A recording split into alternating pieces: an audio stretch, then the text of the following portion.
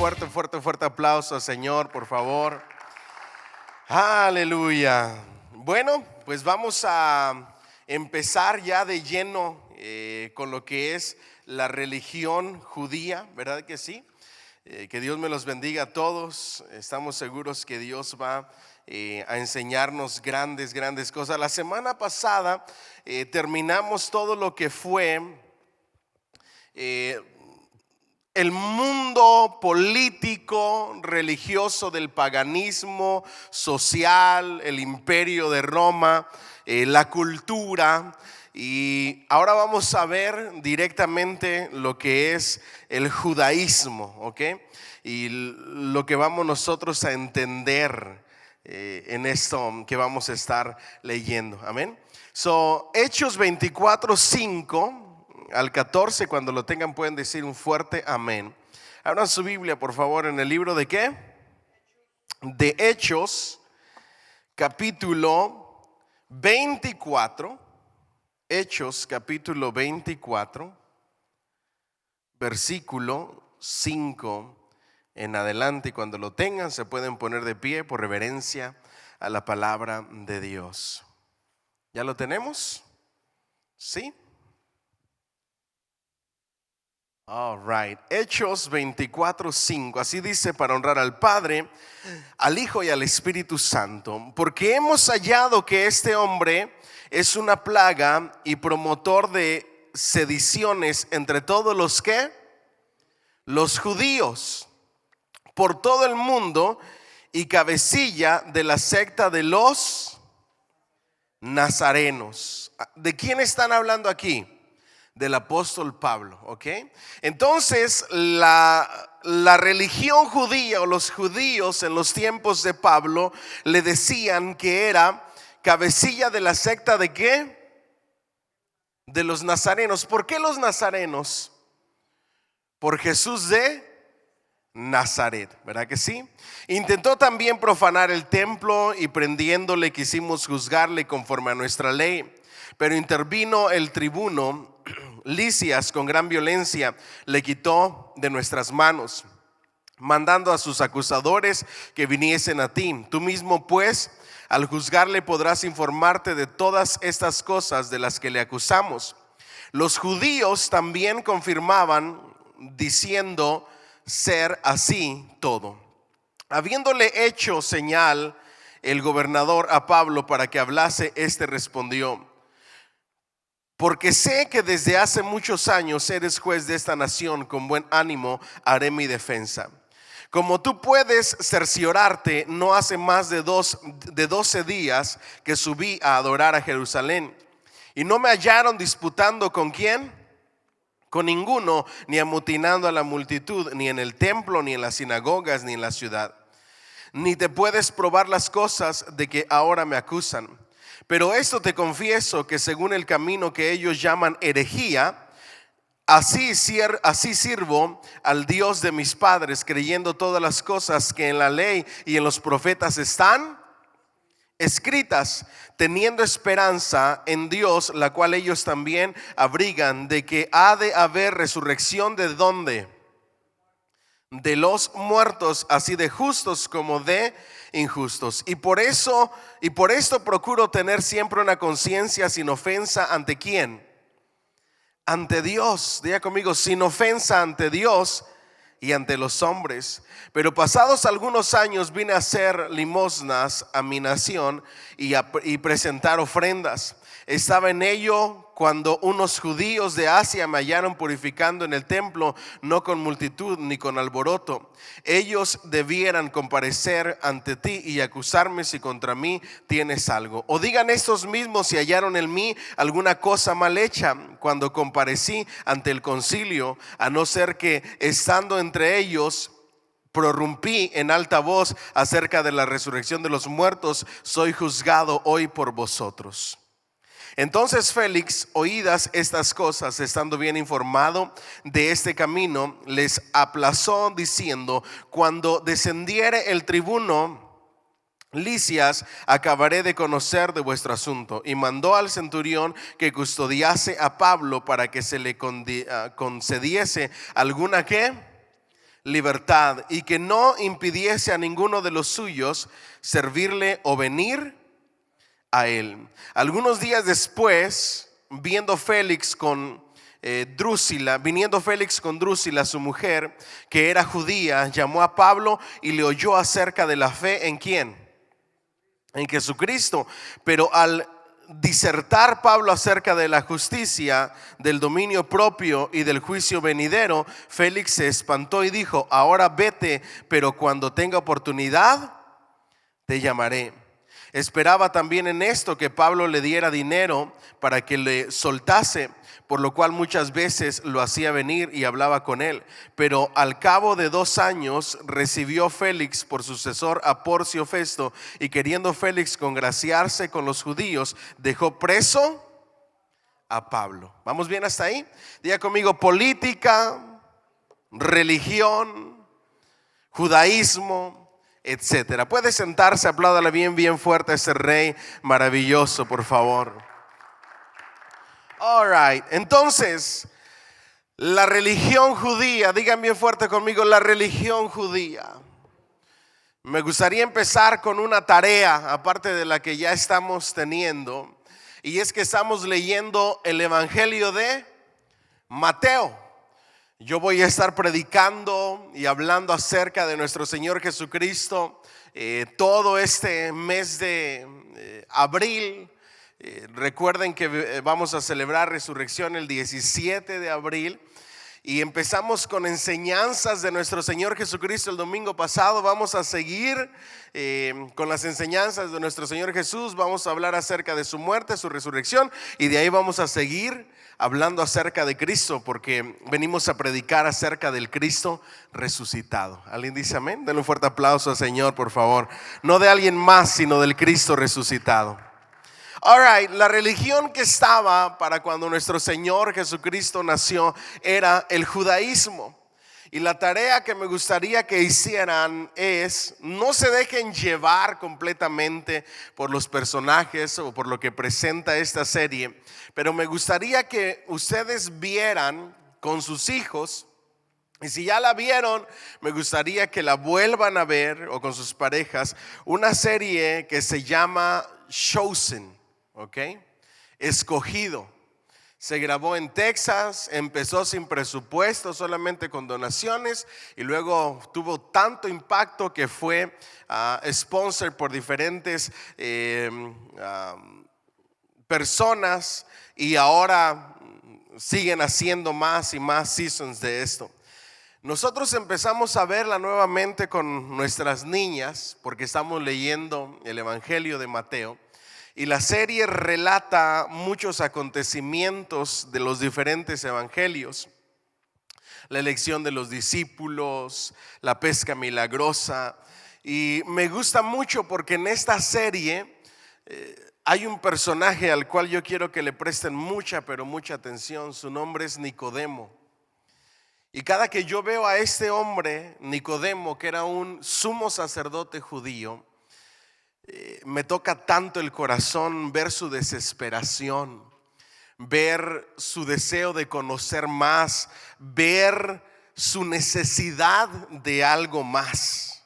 ¿Alguien dice amén? Y creo de todo corazón que cada cristiano deberíamos de tener eso en nuestros corazones todos los días. No conformarnos, sino anhelar más, querer más, buscar más. No conformarnos con lo que hemos recibido, sino querer conocer más, disfrutar más de la presencia de Dios, experimentar algo fresco de parte de Dios. Lo que marcó la vida en la Biblia de Nicodemo fue la predicación de nuestro Señor Jesucristo y los milagros. Diga conmigo: los milagros. Recuerden que para la época de nuestro Señor Jesucristo había 2 grupos de sacerdotes que vamos a estar estudiando: los saduceos y los fariseos. Los fariseos creían en milagros, pero tenían mucho tiempo sin ver uno. Solamente conocían de los milagros del Antiguo Testamento, pero no estaba sucediendo nada en ese momento. No había mover de Dios como en el Antiguo Testamento, como las historias que se relatan en el Antiguo Testamento. Y este hombre quería algo nuevo, algo fresco, algo impactante de Dios. Y me gusta mucho lo que hace la serie, porque sin temor a equivocarnos, la fama de nuestro Señor Jesucristo, de que echaba fuera demonios, de que levantaba paralíticos y de todos los milagros que hacía, se fue expandiendo, y eso fue lo que llamó la atención. Y cuando veo a los discípulos dejándolo todo por Cristo, verdaderamente eso es lo que necesitamos hoy como iglesia.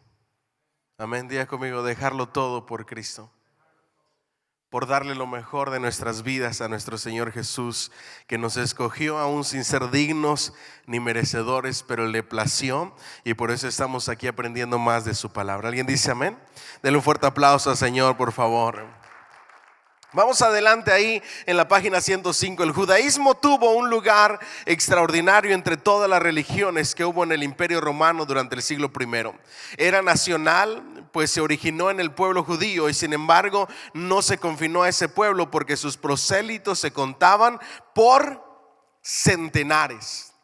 La religión judía era una religión que llamaba mucho la atención y hacía prosélitos. Proselitismo es que una persona no israelita, una persona no hebrea, una persona gentil se convertía a la religión judía. Diga conmigo, eso es ser prosélito.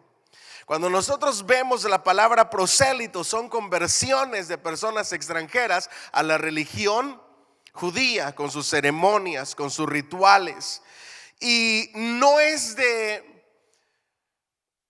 esperar menos, porque la esencia de la religión judía es esta. Préstenme mucha atención a esto. Dios tiene un plan perfecto. ¿Alguien dice amén? Y escoge a una nación específica, su pueblo, llamado ¿qué? Israel. ¿Para qué? Para que fuera luz para las naciones, para que predicara acerca de un solo Dios verdadero, y para que ese Dios de Israel se convirtiera en el Dios de otras naciones. El problema fue que los judíos se cerraron a tener a ese Dios para ellos mismos, aun cuando el plan original de Dios era que Él fuera conocido hacia otras naciones a causa de este pueblo escogido. ¿Vamos bien hasta ahí? Entonces era normal que hubiera prosélitos. Ahora, en el Antiguo Testamento nosotros vemos muchos prosélitos, tanto hombres como mujeres, que se convertían al Dios a la religión judía y se entregaban al Dios de los judíos, porque se daban cuenta que era el Dios verdadero, hacedor de proezas, hacedor de milagros y hacedor de maravillas. Así es que ¿cuánto le pueden dar un fuerte aplauso al Señor por el Dios tan grande que tenemos? ¿Alguien dice amén? Entonces, no era la única religión que ponía énfasis en la adoración del Dios único, pero a diferencia de otras, era exclusivamente monoteísta, en el sentido de que sus adherentes tenían prohibido adorar y hasta admitir la existencia de cualquier otro Dios o dioses. Las otras religiones tenían templos y adoraban por medio de sacrificios, pero en ningún otro culto había un templo cuyo santuario sin imágenes desempeñara una parte importante o retuviera el singular apego de un número tan grande de gente. Diga conmigo, esa era la religión judía. ¿Vamos bien hasta ahí? Entonces, los estudiantes en la página 106, el estudiante del Nuevo Testamento indispensablemente necesita algún conocimiento para apreciar la manera en que el cristianismo es hijo del judaísmo. Diga conmigo, el cristianismo es hijo del judaísmo. ¿Cuál era la religión que practicaba nuestro Señor Jesús? La religión judía. Pero una religión judía que vino a revolucionar, haciendo a un lado sus tradiciones. ¿Vamos bien hasta aquí? ¿Me siguen? ¿Sí? Los libros del Nuevo Testamento, exceptuando dos, fueron escritos por ¿quiénes? Por judíos. Diga conmigo, judíos convertidos al cristianismo. Las enseñanzas del Nuevo Testamento concerniente a Dios, al hombre, al pecado, a la salvación, a la ley, a la gracia, a la oración y a muchos otros asuntos fundamentales de la vida cristiana prenden sus raíces en el remoto suelo del Antiguo Testamento. Hasta los argumentos del Nuevo contra el legalismo se sacan de las afirmaciones del Antiguo, y el texto de los escritos de la época apostólica está lleno de citas del Antiguo Testamento. Los cristianos al principio fueron conocidos como la secta de los nazarenos, considerándolos como un arroyuelo desprendiendo del caudaloso río del judaísmo. Jesús mismo fue ¿qué? Judío, nacido de familia judía, y fue circuncidado como se hacía con todos los niños. Eso está en Lucas 2:21. ¿Se recuerdan? A los 8 días de nacido fue llevado al templo para ser presentado ante el Señor y para ser ¿qué? Circuncidado. ¿Ok? Fue llevado a Jerusalén siendo muchacho para que participara de la fiesta de la Pascuas. ¿Se recuerdan? Vamos ahí por favor a Lucas, si son tan amables, 2:41, y cuando lo tengan me dicen un fuerte amén. Lucas 2 ¿qué? 41. Dice: iban sus padres todos los años a Jerusalén en la fiesta de ¿qué? De la Pascua. Y cuando tuvo 12 años subieron a Jerusalén conforme a la costumbre de la fiesta. Al regresar ellos, acabada la fiesta, se quedó el niño Jesús en Jerusalén sin que lo supiesen José y su madre. Y pensando que estaba entre la compañía, anduvieron camino de un día y le buscaban entre los parientes y los conocidos, pero como no le hallaron, volvieron a Jerusalén. ¿A dónde? ¿A qué? A buscarle. Después de buscarlo, ¿cuánto tiempo? Un día. ¿Ok? Se les perdió. ¿A los cuántos años? A los 12 años. ¿Ok? Miren lo que sucedió. Y aconteció que 3 días después le hallaron ¿en dónde? ¿Por cuántos días se le perdió Jesús a sus papás? 3 días. ¿Me siguen hasta aquí? Varios días se les perdió. Después de 3 días que lo encontraron. 3 días después lo hallaron en el templo sentado en medio de los doctores ¿de qué? De la ley, y hallándoles y oyéndoles y preguntándoles. Y todos los que le oían se maravillaban ¿de qué? De su inteligencia y de sus respuestas. Cuando le vieron se sorprendieron, y le dijo su madre: hijo, ¿por qué nos has hecho así? He aquí tu padre y yo te hemos buscado con angustia. Entonces él le dijo: ¿por qué me buscabais? ¿No sabíais que en los negocios de mi padre me es necesario estar? Mas ellos no entendieron las palabras que les habló, y descendió con ellos y volvió a Nazaret, y estaba ¿qué? Sujeto a ellos. Ojo aquí, presten mucha atención. Diga conmigo: mamá judía, devota, porque fue una virgen escogida por Dios para que naciera el Cordero de Dios que quita el pecado del mundo, para que Dios mismo se encarnase, se hiciera hombre a través de ella. José, un hombre devoto. ¿Me siguen hasta aquí? Judío, cumplidor de la religión judía. Nuestro Señor Jesucristo, educado por sus padres, y a sus apenas 12 añitos ya tenía tremendo conocimiento de la palabra de Dios. Se les pierde por 3 días. Imagínense la angustia. ¿Qué hubieran hecho ustedes si su hijo se le pierde por 3 días? Santo Dios, ¿qué no hubiéramos hecho? ¿Verdad que sí? ¿Qué no hubiéramos recorrido? Imagínense la desesperación de José y de María. Pero Jesús viene y les dice: ¿por qué me buscabais? ¿No sabíais que en los negocios de mi Padre me corresponde qué? ¿De cuál Padre? Diga conmigo: del Padre Celestial. Pero no entendieron y descendió con ellos y volvió a Nazaret. Y estaba sujeto a ¿quiénes? Para los que se preguntan qué pasó con nuestro Señor Jesucristo desde sus 12 años que se deja de mencionar hasta su edad adulta, donde comienza su ministerio con Juan el Bautista, ahí tienen la respuesta. Creció sujeto a sus padres, y su madre guardaba todas estas cosas en su corazón. ¿Cómo crecía Jesús? Versículo 52 está la respuesta a la gran pregunta que ha causado mucha polémica, en la cual dicen una serie de mentiras de que Jesús se fue a la India, que por allá se casó, que tuvo 2 hijos. Puras charlatanerías y teorías sin sentido, porque si hubiera sido así, nadie lo hubiera aceptado. Pero él dice que crecía sujeto a sus padres, y Jesús crecía ¿en qué? En sabiduría, y ¿en qué más?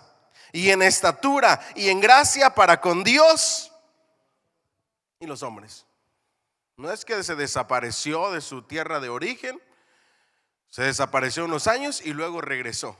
No, de hecho la gente preguntaba y decía, ¿no es este Jesús el hijo del carpintero? Porque lo habían visto crecer, lo habían visto hacer carpintería con su papá, etcétera, etcétera. Entonces, él crecía en sabiduría y en gracia para con Dios y para con los hombres. ¿Vamos bien hasta ahí? Entonces, diga conmigo: judío, papás judíos, escritores ¿qué? Judíos. No por eso debemos de querer ser judíos. ¿Vamos bien? No se me vaya a confundir y de aquí vaya a salir con su cosita de aquí y vaya a querer hacerse. Recuerden que en la Biblia, en el libro de Hechos, nosotros vemos 2 clases de cristianos. Unos, los llamados judaizantes, los que querían que se guardara la ley, que la gente se circuncidara, que estuvieran sujetos a la ley. Y luego los cristianos. ¿Me siguen hasta aquí? La idea de que nazca del judaísmo es simplemente un renuevo en lo espiritual. ¿Alguien dice amén? Vamos adelante entonces. Y durante toda su vida observó las costumbres judías en medio de una sociedad que judía. Dice que lo llevaban cada año a Jerusalén al templo a adorar, ¿verdad que sí?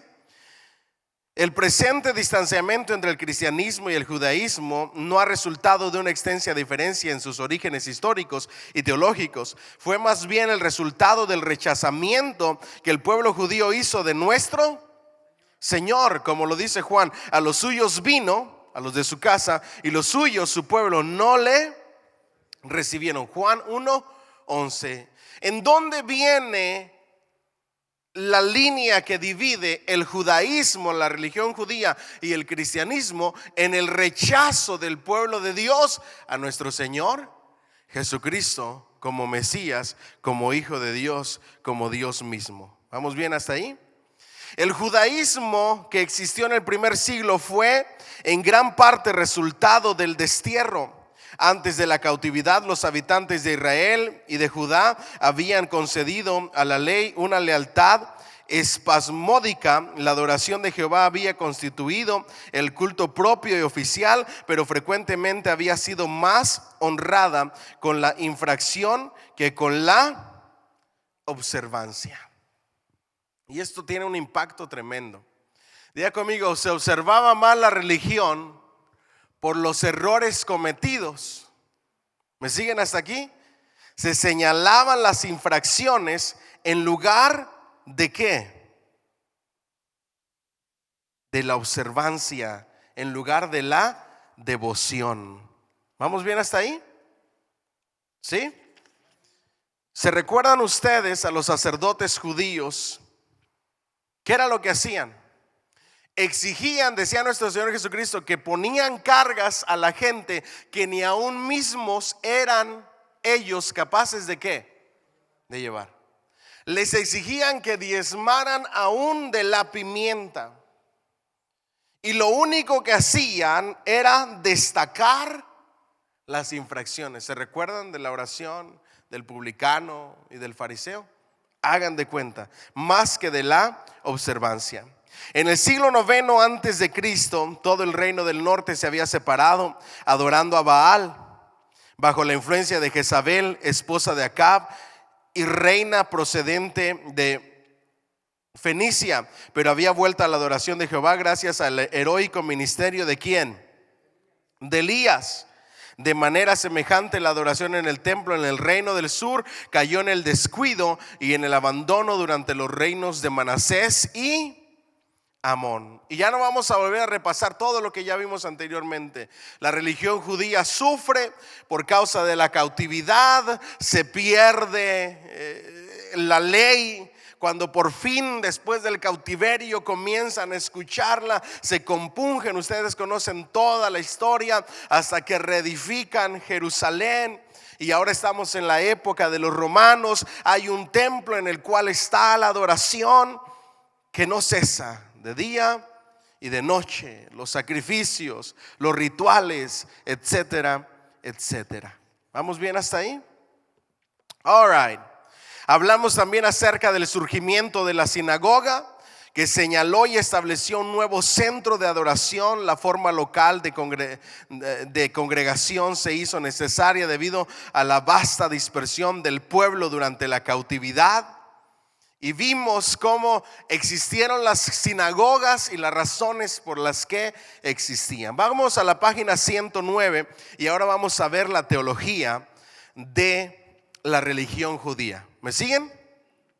El centro espiritual del judaísmo estaba constituido por su tenaz creencia en la unidad y trascendencia de Jehová, contrastado con la multitud de deidades que el mundo pagano reconocía. El judío guardaba celosamente su breve y cortante credo que se encuentra en Deuteronomio 6:4. ¿Qué dice Deuteronomio 6:4?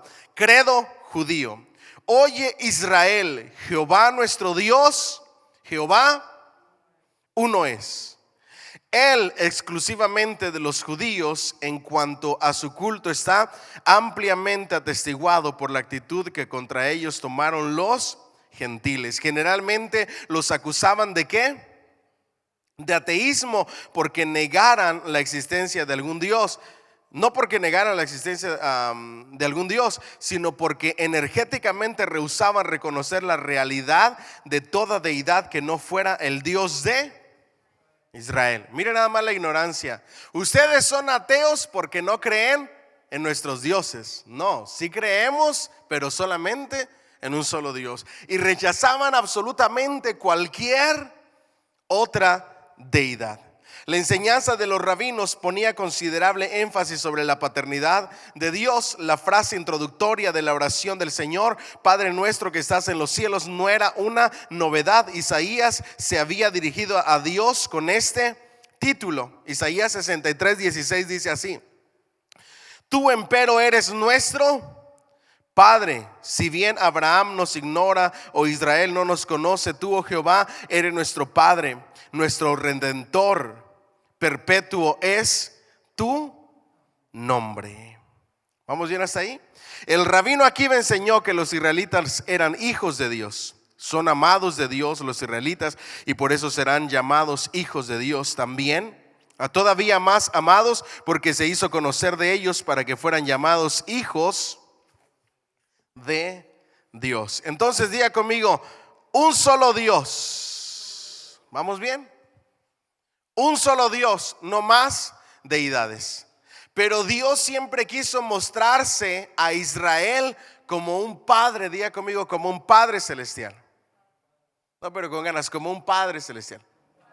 Ahora, la tradición trajo muchísimos cambios a la religión judía. Muchos en su deseo de honrar y respetar y darle honor a Dios lo veían tan distante y tan lejano como un señor, y no concibían la idea de que él quisiera ser un padre.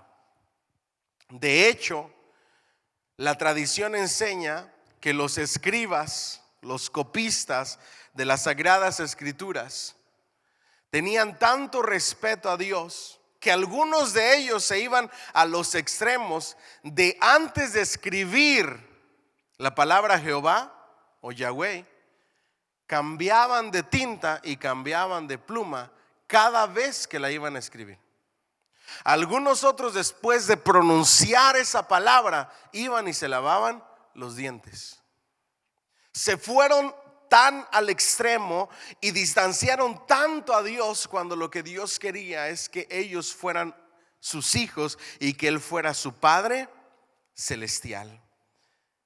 Esos errores, esas tradiciones, esas añadiduras humanas a la religión judía fue lo que trajo que los fariseos y el grupo religioso, los líderes religiosos, no aceptaran a nuestro Señor Jesucristo. ¿Me siguen hasta aquí? Porque Dios vino a enseñar la palabra, porque Cristo vino a enseñar la palabra de Dios, pero hacer a un lado las tradiciones humanas. Diga conmigo, tradiciones humanas. ¿Vamos bien hasta ahí? All right. Filón, perteneciente a la ala helenista del judaísmo, tenía una concepción más filosófica acerca de Dios. Decía que Dios no es eterno, inmutable, santo, libre y perfecto. Siendo superior a todos los otros seres, no puede definirse por comparación con ellos, porque definirlo equivaldría a limitarlo. ¿Ok? Que Dios es eterno. ¿Sí lo dije bien? Ok. No que Dios no es eterno, sino que Dios es ¿qué? Eterno. Que Dios es ¿qué? Inmutable, santo, libre y perfecto.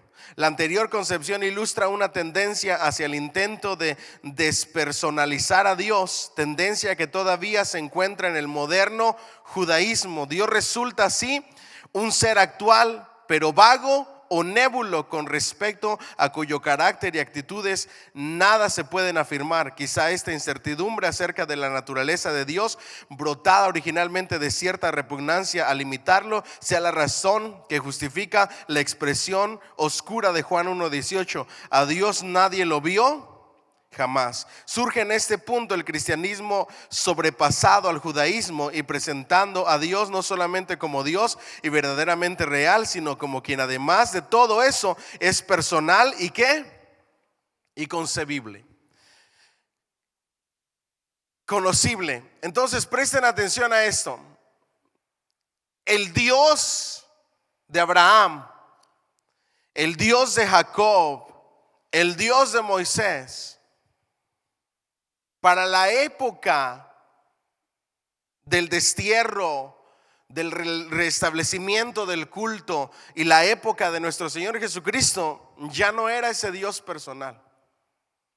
Ya no era ese Dios real, verdadero, con personalidad, que hablaba con los suyos, con su pueblo. Ahora era un Dios lejano.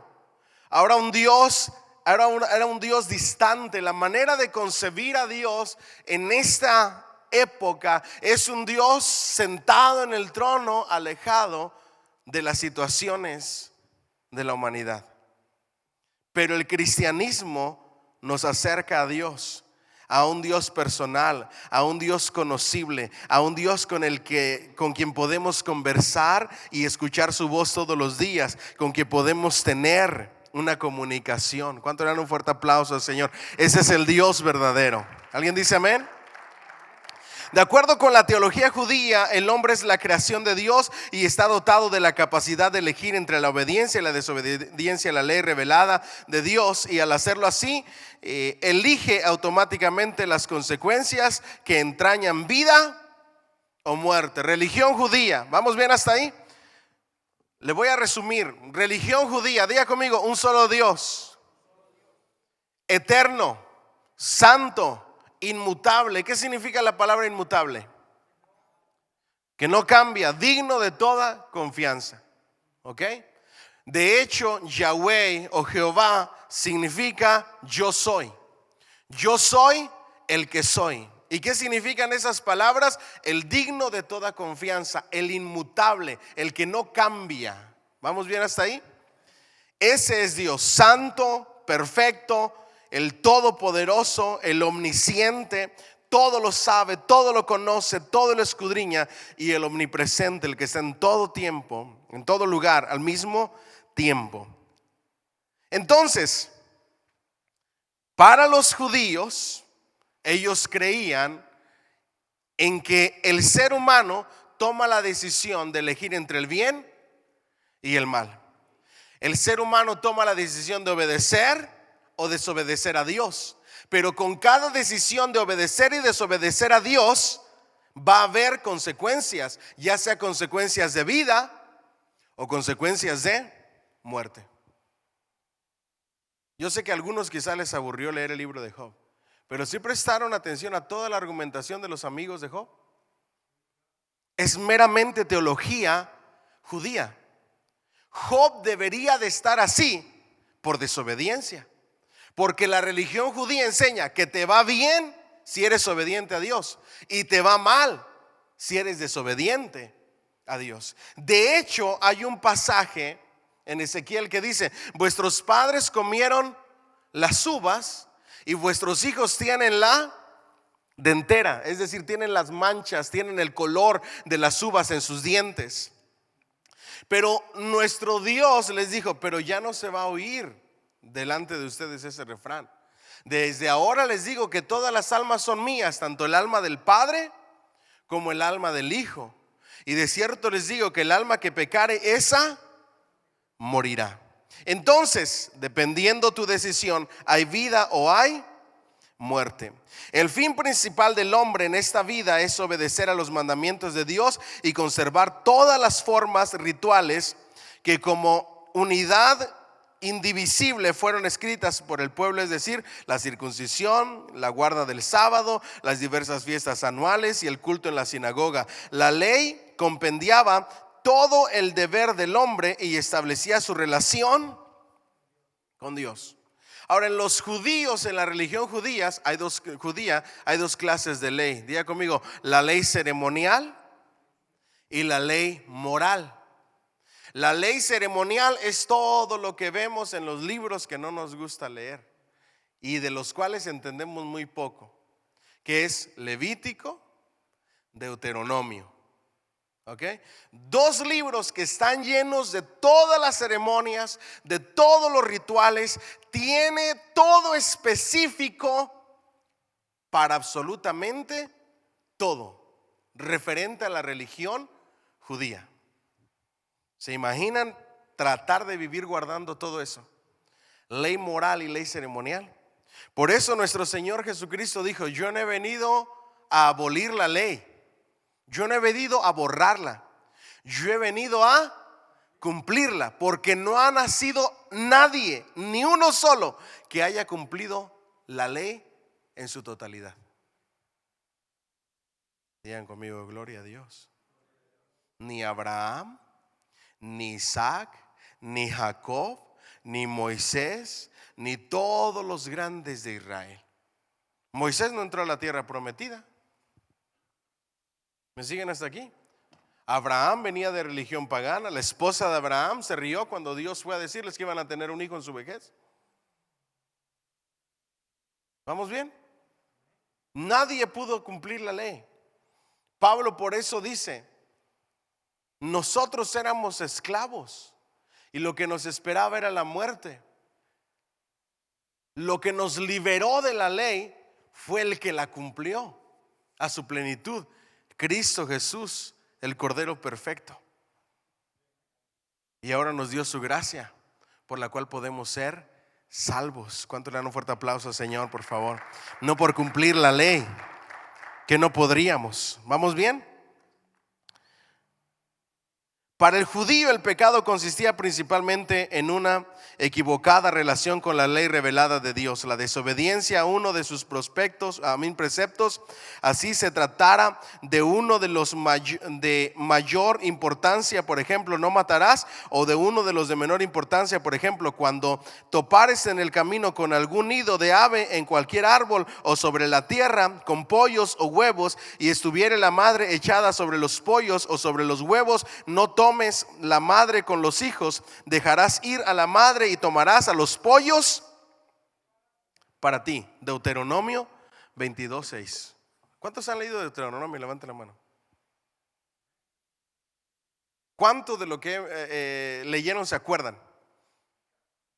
Casi nada. Nada más leías y tú dices, imagínate prestar atención hasta para tomar unos pollitos de la gallina. Limpieza, higiene, cómo hacer tus necesidades, relaciones sexuales, menstruación de la mujer, asesinato por accidente, asesinato con alevosía y ventaja, un montón de cosas. Pero no importaba, se consideraba pecado, ya fuera algo de los 10 mandamientos o una ley de menor importancia, era pecado. Esta actitud judía se refleja en el Nuevo Testamento en Santiago 2:10, porque cualquiera que hubiere guardado toda la ley y ofendiere en un punto es hecho culpable ¿de qué? De todos. El judaísmo no hacía distinción entre la ley moral y la ceremonial, porque ambas estaban inextricablemente conectadas. Como un todo con la vida del pueblo, el castigo capital para el pecado consistente en ser separado del pueblo elegido era el mismo para todos los ofensores, no solo para los que hubieran cometido un insultante crimen o para quienes hubiesen descuidado alguna de las ordenanzas fundamentales como la circuncisión, sino también para quienes comieran carne con sangre. Así es que no había forma de cumplirlo todo. ¿Se recuerdan cuando Jesús le dijo a ese joven, guarda la ley? Y dijo, he guardado absolutamente toda la ley. Eso es mentira. Nadie nunca lo hizo. Solamente aquel que vino a cumplirla, nuestro Señor Jesucristo. Den un fuerte aplauso, Señor, por favor. ¿Vamos bien? All right. Regresamos a la cautividad, etcétera, etcétera.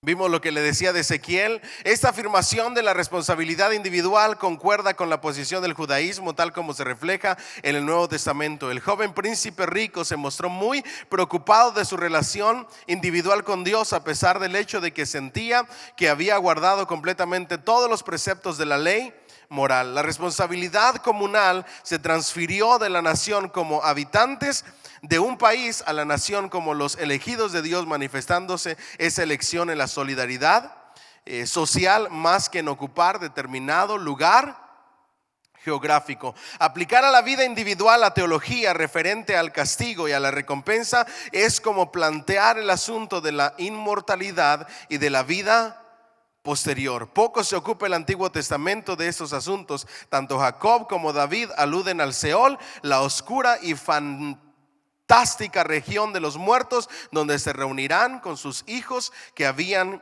padecido y finalmente muerto. Vamos por partes. El refrán, ¿ok?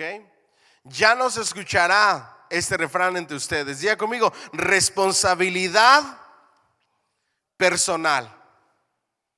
Mis hijos, tus hijos le van a dar cuenta a Dios de manera personal. El esposo, la esposa le va a dar cuentas a Dios de manera personal. ¿Okay? Ahora, nosotros creemos en la ley de la siembra y la cosecha. Está establecida en el Nuevo Testamento. Pero no creemos en maldiciones generacionales. ¿Vamos bien hasta aquí? Ahora, siempre hablo de esto y ahora se va a prestar más para que ustedes entiendan lo que es la religión judía y no saquemos pasajes fuera de contexto. La palabra de Dios dice en Éxodo 20, yo visito la maldad de los padres sobre los hijos hasta la tercera y cuarta generación de los que me aborrecen.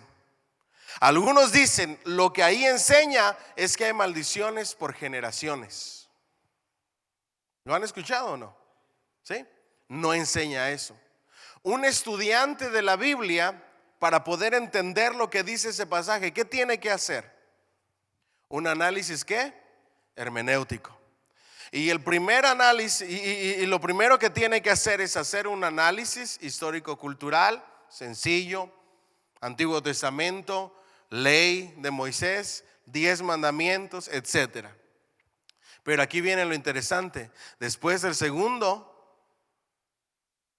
que tiene que hacer es un análisis léxico, sintáctico de las palabras que se usan en ese pasaje en el hebreo y cómo se traduce al castellano. Nosotros podemos hacer dos clases de traducciones. Una traducción palabra por palabra, eso lo hace una Biblia interlineal. O simplemente hacer la traducción con la esencia de lo que quiere decir. ¿Vamos bien? El problema con nosotros, los cristianos, o no con nosotros, porque ustedes están aquí estudiando, pero con la gente que no le gusta comprender la palabra de Dios y estudiarla, es que solamente tienen una sola versión de la Biblia, que es la Reina Valera 1960, y si no la usamos se escandalizan, porque el pastor está usando otra versión. Y es que no hay forma de comprender lo que dice si no ves varias versiones. Yo por lo menos uso 4, las que les recomiendo. Y ahorita que andamos hablando de la religión judía, le voy a echar abajo ese pensamiento que tienen de la nueva versión internacional. ¿Okay? Ahí va. Número 1, nueva versión internacional. Muy buena versión. Algunos cristianos sin conocimiento se escandalizan porque dicen: ay, pastor, es que en esa versión ya ni la palabra Jehová existe. Han cambiado la palabra Jehová por Señor. Y es lo mismo. ¿Vamos bien? Jehová, Señor. Lo único que como la Reina Valera pone Jehová, que hasta la fecha no sabemos por qué se tradujo de esa manera, porque una mejor traducción debería de ser Yahvé, más parecida al hebreo. Pero nosotros en esa traducción, bueno, Casiodoro de Reina, y luego el que la revisó, Cipriano de Valera, por eso se llama Reina Valera, ¿sí sabían, verdad? Ok, Casiodoro de Reina, Cipriano de Valera, ok. Ellos decidieron, ¿sabes qué? Le vamos a poner aquí Jehová. Hubieran puesto Yahweh, o la palabra hebrea, o Yahvé, una mejor traducción. Los que tradujeron la nueva versión internacional dijeron: Señor, en el hebreo se usa para Dios. Kairos, ¿se recuerdan? Que el judío no le llamaba Señor a nadie si no fuera a Dios. Para el judío, Kairos es Dios o Señor. Entonces le pusieron Señor. Pastor, pero es que le quitaron versículos. No le quitaron versículos. Si usted estudia varios pasajes de la Reina Valera y hace un análisis hermenéutico, usted le van a decir en algunos comentarios: este pasaje no se encuentra en los manuscritos más antiguos. Y cuando lleguemos a los rollos del Mar Muerto y todo lo que ha sucedido, van a entender por qué las versiones más nuevas son las mejores versiones, porque ahora tenemos más documentos, ahora tenemos más copias, ahora tenemos más de dónde agarrar para llegar a una buena traducción. ¿Vamos bien hasta ahí? Así es que por favor no se escandalicen de la nueva versión internacional. Mejor estudien por qué se encuentra un pasaje en una y quién se lo puso, quién se lo quitó. Ahora, no se escandalicen tampoco si se agregó un pasaje. Recuerden que los manuscritos no estaban divididos ni en capítulos ni en versículos. Eso se les agregó después para la pronta y rápida búsqueda de algún pasaje de la Biblia.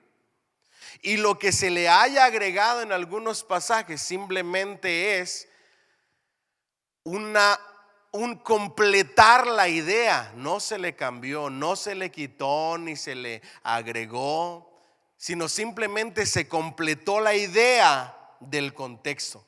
¿Me siguen hasta aquí? No cuenta como quitar o añadir. La única Biblia que con alevosía y ventaja se le agregó y se le quitaron no solamente pasajes pequeños, sino porciones enteras, es la de los primos, los testigos de Jehová. Esa sí fue adaptada de acuerdo a la forma de pensar de Russell, el que lo inició. Y si no sabe quién es Russell, no se preocupe, porque después de Introducción al Nuevo Testamento vamos a ir a una clase extraordinaria que se llama Religiones, Sectas y Herejías. Y ahí vamos a ver todo eso, ¿ok? So, vino y como tiene su propia imprenta, la adaptaron. Y eso sí están, pero el pecado y la maldición de Apocalipsis sí va a caer ahí, ¿ok? Aunque ustedes saben a qué se refiere esa maldición, ¿verdad que sí? Eso se hacía con cualquier otro libro. Era cultural esa maldición, cualquiera que le agregue o le quite, etcétera. Y luego viene traducción lenguaje actual y Dios habla hoy. En inglés, para que le lean a sus hijos pequeños, hay una versión que se llama Contemporary Standard Version, ¿ok? Bible, está buenísima, es la que nosotros leemos con las niñas. Contemporary Standard Version de la Biblia en inglés, ¿ok? So, vamos adelante. Entonces, maldiciones generacionales.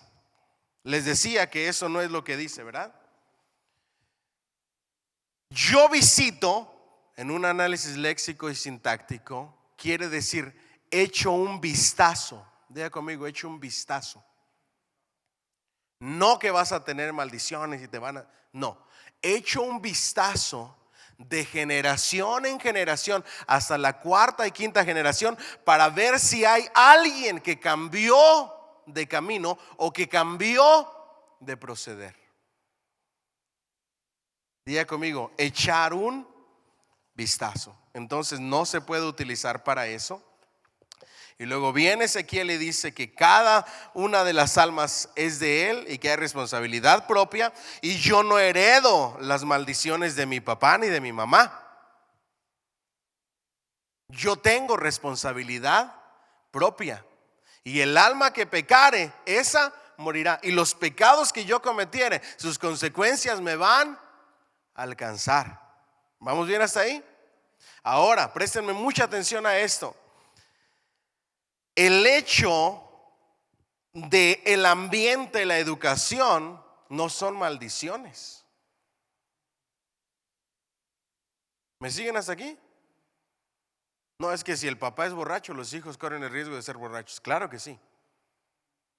Pero hay alguien que rompe cualquier maldición que haya habido.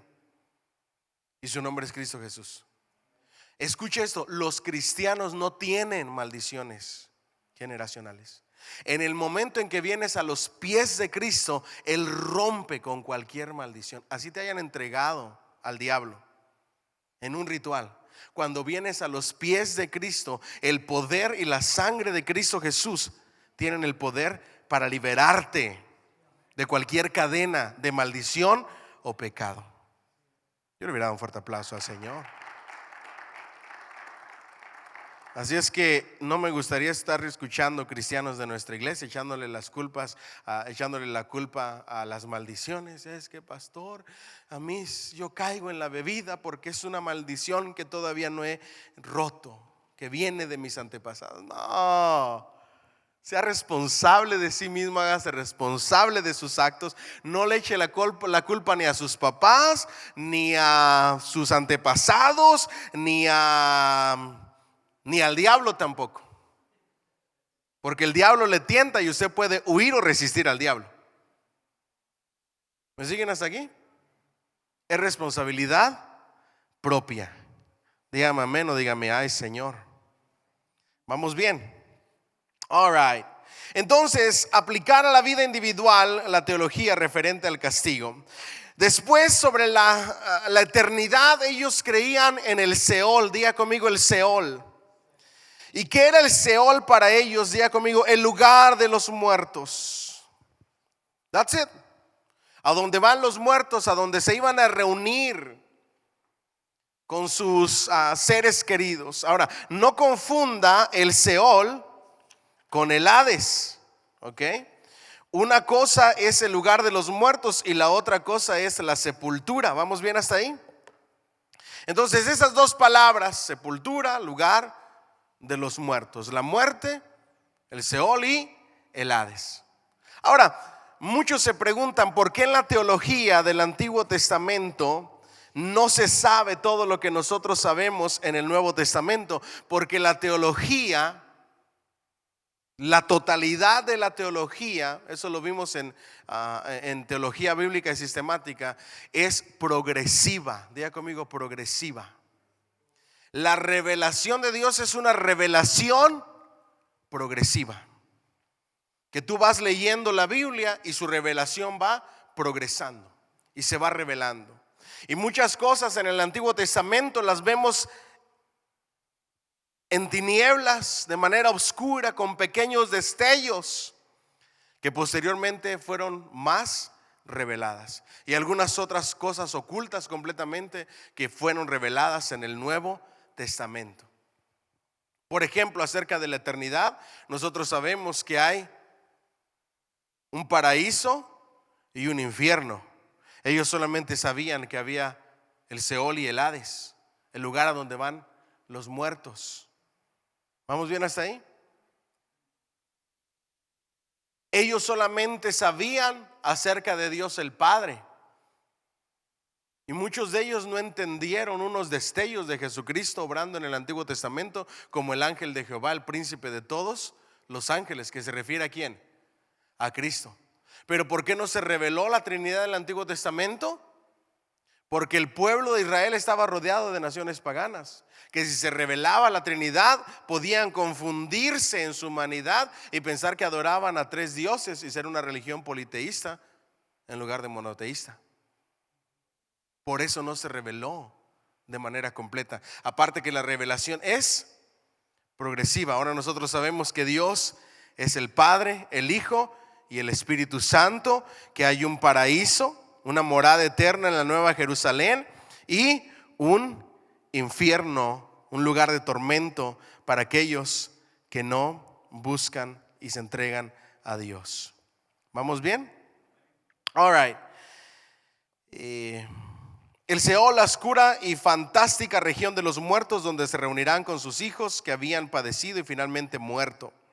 En ninguna parte de los primitivos escritos hay una afirmación directa concerniente a la resurrección del cuerpo, aunque nuestro Señor interpretó la declaración de Dios a Moisés: yo soy el Dios de Abraham, de Isaac y de Jacob, como indicativa de que Él no es el Dios de los muertos, sino el Dios de ¿quiénes? De los que viven. La sugestión sobre la resurrección surge originalmente de los libros poéticos y posteriormente de los profetas. El Salmo 16 atribuido a David dice: porque no dejarás mi alma ¿en dónde? En el sepulcro, ni permitirás que tu santo vea corrupción. Me mostrarás la senda de la vida. Hartura de alegrías hay en tu rostro, deleites en tu diestra para siempre. Isaías dice: tus muertos ¿qué? Vivirán, junto con mi cuerpo resucitarán. Despertad y cantad, moradores del polvo, porque tu rocío, cual rocío de hortalizas, y la tierra echará los muertos. Isaías 26, 19. Página 113. En Daniel ocurre también una profecía de la resurrección, y muchos de los que duermen en el polvo de la tierra serán despertados, unos para vida eterna y otros para vergüenza y confusión perpetua. ¿Hasta dónde se reveló acerca de la resurrección? Hasta los salmos y los profetas. Diga conmigo: revelación progresiva. Los judíos, ahí empezamos en la división entre los saduceos y los fariseos. Los fariseos creían en la resurrección, pero los saduceos no creían en la resurrección. Los fariseos creían en la manifestación de ángeles y los saduceos no. ¿Vamos bien hasta ahí? All right, vamos adelante entonces. La resurrección en el Nuevo Testamento ya está completamente explicada. Nosotros los que vivimos seremos ¿qué? Arrebatados. Y luego los muertos en Cristo ¿qué? ¿Resucitarán qué?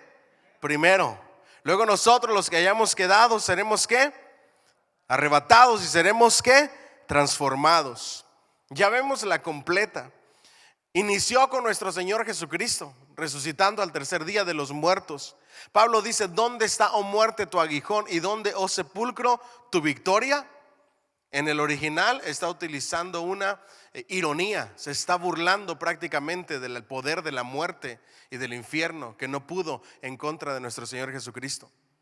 Y lo mismo se aplica para nosotros, porque vamos a ser resucitados por el poder de Cristo, el primogénito de la resurrección. Pablo era uno de los que atacaban mucho por predicar acerca de ¿qué? De la resurrección. Lo vimos en todos los pasajes que leímos ahorita. Entonces, la resurrección ha sido completamente revelada. Para el judío, ustedes saben cómo está, dependiendo la rama de. Vamos adelante entonces.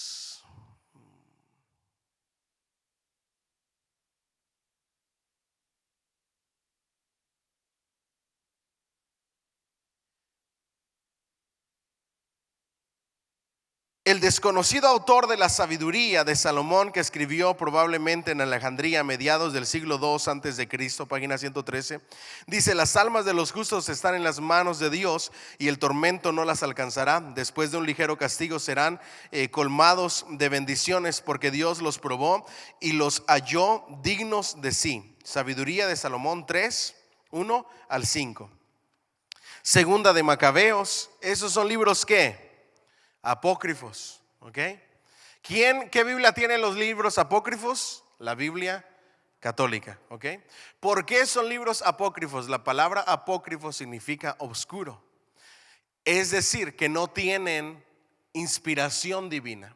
Cuando se hizo el canon de las Sagradas Escrituras, estos libros no cumplieron todas las reglas para contarse como libros inspirados por Dios, ¿ok? Por eso no los tenemos en nuestra Biblia. Pero en muchos de ellos se relata la forma de pensar ¿qué? De los judíos, de los líderes religiosos. Son buenos para leerse como historia, son buenos para leerse para saber el pensamiento judío acerca de diferentes cosas, pero recuerden que muchos de ellos son tradición. Ahora, ojo aquí. Estos libros datan del periodo intertestamentario, que nosotros sabemos que es el periodo de ¿qué? Del silencio, donde Dios no habló. Es simplemente tradición. Ahora, recuerden que las cosas para el tiempo de los macabeos y la revolución de los macabeos no estaban tan fáciles las cosas. La religión judía estaba pasando por una lucha tremenda. Ustedes saben la historia, ya la hemos estudiado. Se consideraba el Seol como un estado intermedio precedente a la resurrección y a los castigos o las recompensas finales. ¿Vamos bien hasta ahí? Vamos ya a la página 114. Mil disculpas que no los llevo. Entonces, eso está en los libros apócrifos, ¿ok?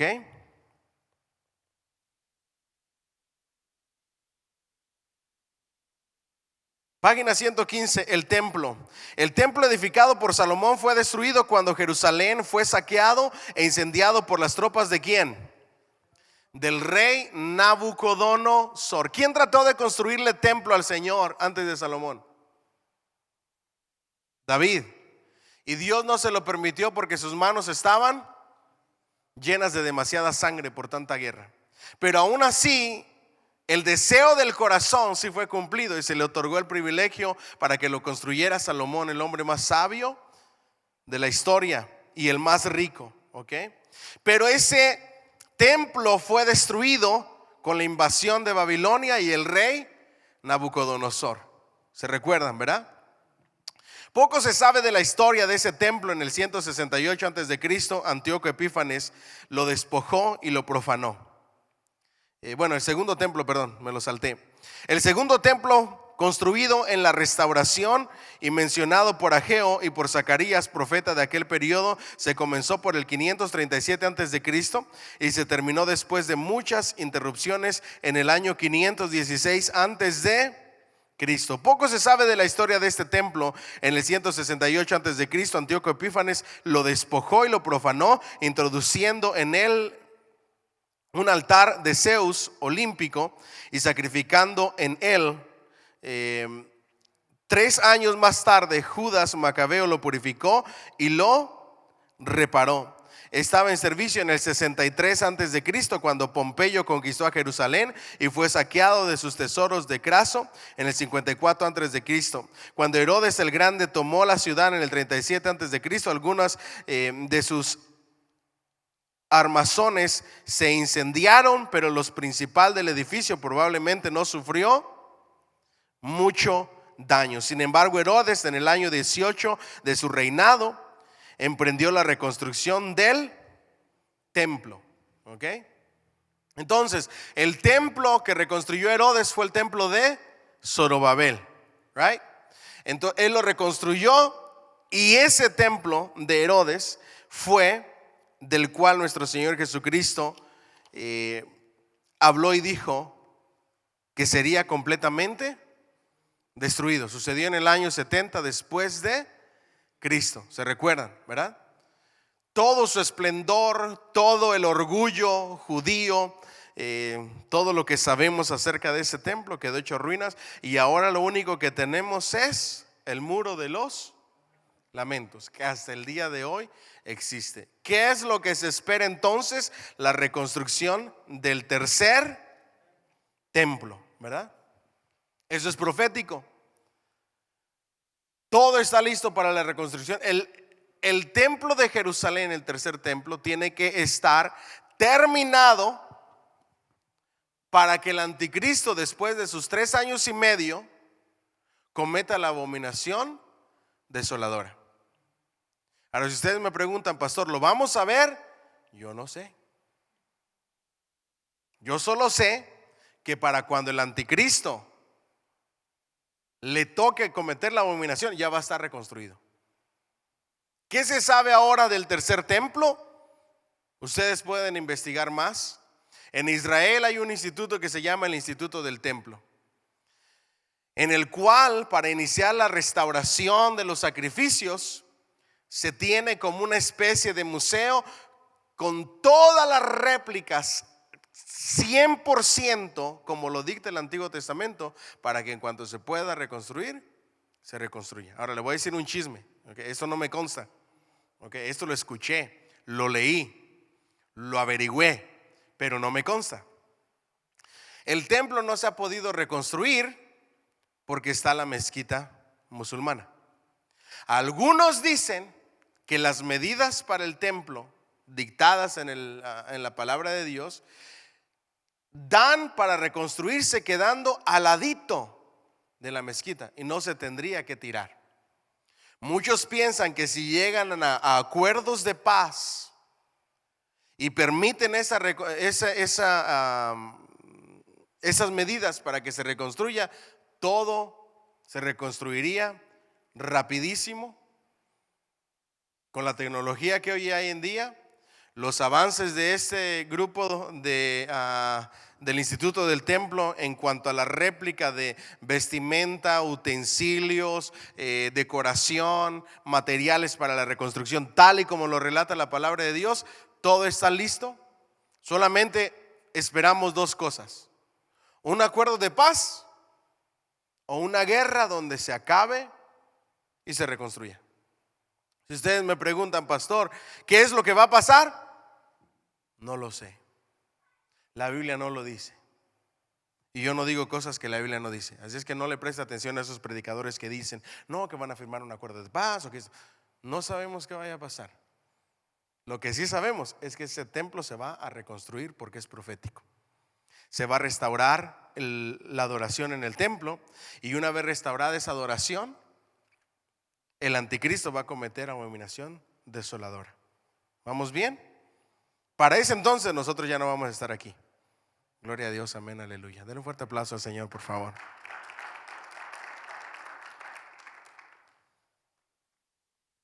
¿Vamos a conocer al anticristo? No lo sabemos. ¿Ya nació el anticristo? No lo sabemos. ¿Ya hay anticristo? Sí. La palabra de Dios los dice. Todo aquel que niega a Cristo es un anticristo, ¿verdad? El espíritu del anticristo ya está aquí. Entonces, hablemos acerca de los templos. La construcción se hizo con mármol blanco, cubierto en gran parte con oro, en la que se reflejaba la luz del sol, convirtiéndolo en un objeto de deslumbrante ¿qué? Esplendor. El área del templo ocupaba un espacio rectangular de unos 585 pies de oriente a poniente y como de 610 pies de norte a sur. Dentro de los muros que circundaban esta área había una hilera de claustros con doble hilera de columnas por un lado sur. La hilera de claustros del lado oriente se conocía como el pórtico de Salomón. Eso está en Juan 10, 23, etcétera. No nos vamos a detener ahí mucho tiempo porque les voy a dejar una pequeña tarea. Diga conmigo, tarea. Les voy a pedir que busquen un documental sobre el templo de Herodes, o si no yo se los voy a mandar, y luego les voy a mandar un video tridimensional de lo que la Biblia habla o la historia relata sobre ese templo, para que tengamos una idea. Y es mejor verlo que tratar de leerlo. Ahí vienen las medidas de manera tridimensional, etcétera, para que ustedes sepan en dónde es que estaba nuestro Señor Jesucristo, dónde predicaba, dónde estaban los discípulos, en los atrios, etcétera, etcétera. La sinagoga, no la vamos a saltar porque ya hemos hablado mucho acerca de la sinagoga. Vámonos a la página 120. El año judío consistía de 12 meses ¿qué? Lunares, con un mes intercalado que se añadía al calendario siempre que era necesario igualar el año lunar con el solar. El año civil comenzaba con el séptimo mes, que correspondía irregularmente a octubre del calendario moderno. El año religioso comenzaba con el mes ¿qué? Primero, y en esto ocurría la Pascua, la primera gran fiesta del ciclo judío. El orden de los meses, siguiendo como modelo el año religioso, es el siguiente. ¿Me siguen hasta ahí? Esto es importante que lo sepamos. ¿Por qué? Porque ¿se acuerdan del debate de que en qué mes nació Jesús? Nosotros tenemos el mes en que nació Juan el Bautista y sabemos la diferencia entre Juan el Bautista y nuestro Señor Jesucristo y sus anunciaciones, etcétera. Y sabemos en qué mes era la Pascua. Y con toda esta información podemos llegar aún más o menos en qué época o en qué mes pudo haber nacido nuestro Señor Jesucristo. Empecemos por el mes. El primer mes entonces del calendario ¿qué? Diga conmigo, religioso. No el civil, ¿el qué? El religioso. ¿Ok? El primer mes es ¿qué? Nisan. Este es abril. ¿En abril qué se celebra? La Pascua. ¿Y qué celebramos en abril? La Pascua de las Pascuas, la resurrección de nuestro Señor Jesucristo. Amén. Pero también los panes sin levadura. Y termina ¿qué? La Pascua. ¿Ok? Luego Iyar y Sivan, mayo y junio. ¿Qué se celebraba ahí? La fiesta de Pentecostés. ¿En dónde vemos la fiesta de Pentecostés? En el libro de los Hechos. 7 semanas después de la Pascua. Es el aniversario de la entrega de la ley en el monte Sinaí. ¿Me puedo adelantar un poquito? ¿Sí? All right. En el día de Pentecostés, ¿qué descendió sobre los cristianos? El Espíritu Santo. En el Pentecostés se celebraba la entrega de la ley, el viejo pacto. En el libro de Hechos, en el Pentecostés, se derrama el Espíritu Santo del nuevo pacto. En nuestro Señor Jesucristo. En Dios y en su palabra no hay casualidades. Todo va de la mano. Ya no ley, sino gracia. ¿Cuánto le dan un fuerte aplauso al Señor, por favor? Luego viene Tamuz, que es julio, Ab, que es agosto, Elul, que es septiembre, Tisri, que es ¿qué? Octubre. Cuando ustedes estén leyendo el Nuevo Testamento y digan, y en el mes de Nisan, lo primero que tienen que hacer es sacar su libro de estudio. O cualquier mes, ¿ok? Para que sepan de qué mes está hablando. ¿Por qué no se le puso el mes en la traducción? No lo sé. No me pregunten. Yo se lo hubiera puesto. En lugar de ponerle en el mes de Nisan, lo hubiera puesto en el mes de abril, ¿verdad? Pero así aparece. Así es que nada más sacan su libro, ¿ok? Tisri, que es octubre. ¿Qué se celebraba? Primera y segunda, la fiesta de las trompetas. Rosh Hashanah, principio del año ¿qué? Civil o año nuevo civil. 10, día de la expiación. Y fiesta de los tabernáculos. Noviembre y diciembre, fiesta de las luces o dedicación. Hanukkah, ¿ok? Eso es noviembre y diciembre. So, mientras nosotros celebramos Navidad, ¿qué celebran los judíos? La fiesta de las luces, ¿ok? Tevet, Sevet y Adar, enero, febrero y marzo es la fiesta para ellos del Purim. Las conmemoraciones o fiestas eran 7, como sigue: la Pascua, la fiesta de los panes sin levadura, la fiesta de Pentecostés en el año nuevo y día de la expiación, la fiesta de los tabernáculos, la fiesta de la dedicación y la fiesta de Purim. ¿De dónde viene la fiesta de Purim, mis queridos hermanos? ¿Dónde se estableció? A ver si se acordaban. En el libro de Esther. ¿Quién la estableció de manera perpetua? El siervo de Dios llamado Mardoqueo. Eso, denle un fuerte aplauso al Señor, por favor, ¿no? Si sí se acuerdan. De estas, las primeras 5 fueron ordenadas por la ley mosaica. Las últimas 2 se originaron en el periodo posterior a la cautividad. La Pascua histórica religiosamente era la más importante de todas.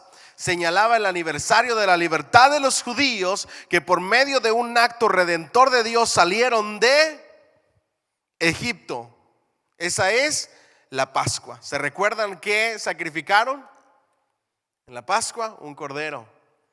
Iba a venir. ¿Quién es ese cordero? Cristo Jesús. Se iba a poner sobre la sangre, sobre los dinteles. ¿Se recuerdan también de eso? Todo en esa celebración y lo que iba a suceder, y las plagas y la muerte a los primogénitos, todo tiene simbolismo en nuestro Señor Jesucristo. ¿Vamos bien hasta ahí? La costumbre judía hacía diferencia entre la Pascua de Egipto y la Pascua permanente. La primera se celebraba el 10 de Nisan, cuando se regocijaban con sangre, se rociaban, con sangre los 2 postes de las puertas y se comía deprisa el cordero. La Pascua permanente se celebraba durante ¿qué? 7 días, comiendo panes sin levadura. Ambas estaban estrechamente ligadas por los días y constituían una temporada festiva. ¿Vamos bien? La celebración pública de la Pascua tenía que ser ¿qué? Anual. Pero en el tramo histórico de que se hace mención en el Antiguo Testamento solamente se recuerdan algunas de estas celebraciones. En segunda de Crónicas 8:13, 30 al 15, segunda de Reyes 23-21 y Esdras 6:19. Sin duda se celebraban con más o menos regularidad, porque probablemente también hubo ocasiones en que se pasó por alto en tiempos de decadencia ¿qué? Religiosa.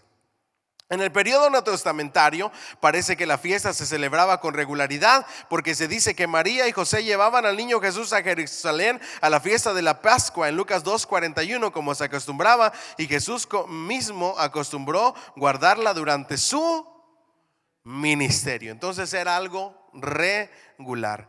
Todo varón judío que estuviera capacitado para viajar y que no estuviera impidiendo a causa de la inmundicia ceremonial, tenía que estar presente ¿en dónde? En Jerusalén. En el día de la fiesta se radicaba dentro de un radio de 15 millas. Las mujeres participaban también en la fiesta religiosa, aunque no estaban obligadas a ello. Los peregrinos venían de lugares que foráneos de Palestina y hasta de provincias extranjeras para traer sus ofrendas y unirse a la celebración que religiosa. Josefo afirma que en el tiempo de la Pascua la población llegaba a ¿cuántos millones en Jerusalén? A 3 millones. Muchos de estos peregrinos acampaban en las afueras de la ciudad en la noche porque dentro de los muros era imposible hallar acomodo en la época de la Pascua. Durante la fiesta de los panes y levadura se ofrecían diariamente para sacrificio 2 becerros, un carnero y 7 corderos de un año juntamente con un macho de las cabras como ofrenda por el pecado. El segundo día se ofrecía una gavilla de espigas frescas como ofrenda mecida, juntamente con un cordero de un año para holocausto. Ojo aquí. ¿Ustedes se recuerdan cuando nuestro Señor Jesucristo entró al templo y molesto, no lleno de ira porque nunca pecó nuestro Señor, sino upset, molesto, tiró las mesas de los cambistas y dijo: han vuelto de la casa de mi padre cueva de ladrones y un mercado? ¿Verdad que sí? ¿Cuál era el enojo de nuestro Señor Jesucristo? Lo acabamos de aprender. Ya ven que sí vale la pena leer y estudiar y saber por qué. Cada año venían las personas desde afuera de Jerusalén para traer sus sacrificios. Pero la ley decía que deberían de traer sacrificios puros, sin defecto alguno. Algunos venían de provincias muy lejanas. Así es que en el viaje se les enfermaban los animalitos y llegaban a la ciudad sin sacrificio. En Jerusalén tenían que comprar el sacrificio y pagar con su propio dinero, o venirse sin sacrificio, y era permitido vender animales para el sacrificio en el templo, porque eso era lo que pasaba. Se les enfermaban, se permitió para que no se les enfermaran, y la ley exigía que fuera sacrificio ¿qué?